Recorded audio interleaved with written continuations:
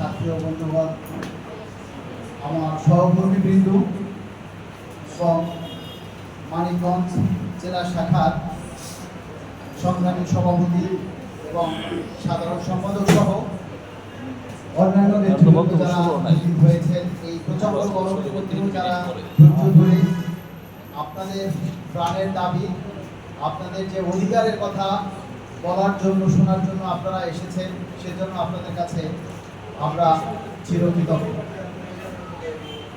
প্রিয় ভাই এবং বন্ধুগণ, আপনারা জানেন যে আমরা 2015 সালে সর্বশেষ পে স্কেল পেয়েছি। সেই সময় আমাদের যে ন্যায্য অধিকার ছিল 3টি টাইম স্কেল এবং একটা সিলেকশন গ্রেড, সেই 3টা টাইম স্কেল এবং সিলেকশন গ্রেড পেতাম আমরা 15 বছরে। আর এখন তদানীন্তন সরকার 2015 সালে সেই 15 বছরের 4টা স্কেলকে কমিয়ে 2টা স্কেল চালু করে আমাদের সর্বোচ্চ ক্ষতি করে গেছে।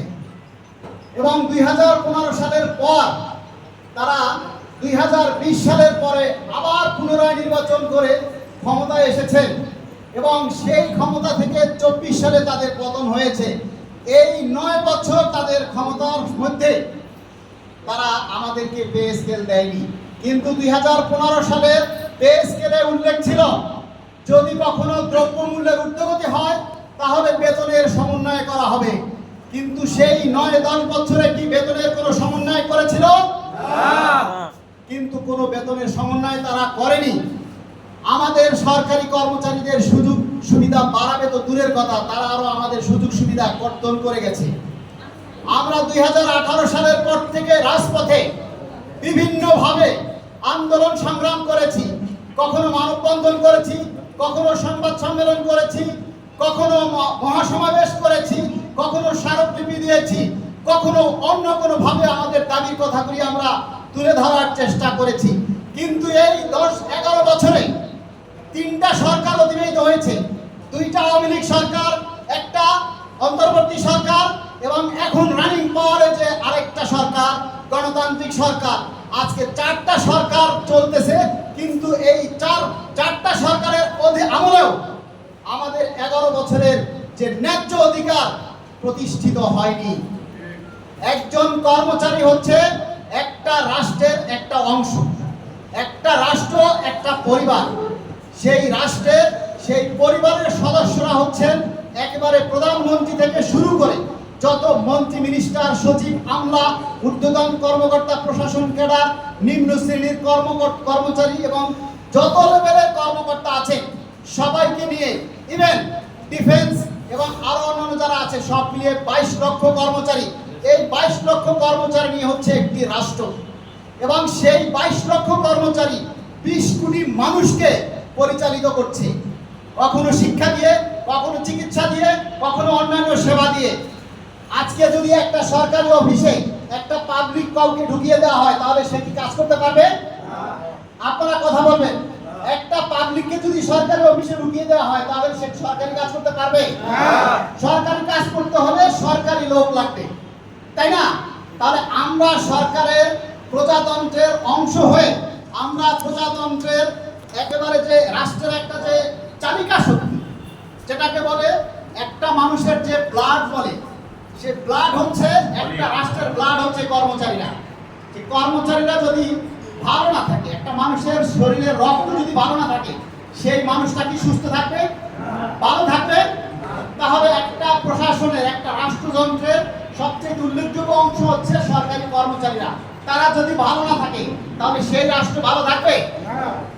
একটা কর্মচারী যখন বাসা থেকে বের হয়, সে মাথা থেকে একটা দুশ্চিন্তা মাথায় নিয়ে তারপরে ঘর থেকে বের হয়, বাসা থেকে বলে দেয় এই আজকে কিন্তু বাসায় বাচ্চার দুধ নেই, আজকে কিন্তু বাসায় বাজার নেই, আজকে কিন্তু ঘরে চাল নেই, আজকে কিন্তু ঘরে আটা নেই, লবণ নেই, ময়দা নেই, এটা নেই, ওটা নেই।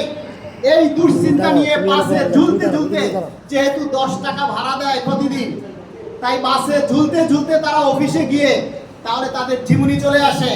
কেন?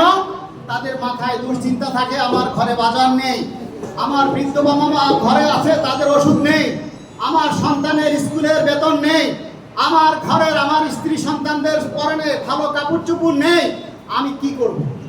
আমি যে চাকরি করি, আমি যে রাষ্ট্রের সেবা দেই, আমি রাষ্ট্র থেকে সেই প্রাপ্য অধিকারটুকু আমি পাই না।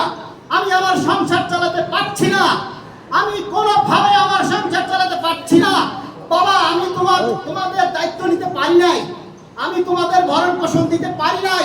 এই কথা বলে একজন পুলিশ কর্মকর্তা যদি আত্মহত্যা করে, তাহলে আমাদের কি করা উচিত আপনারা বলেন?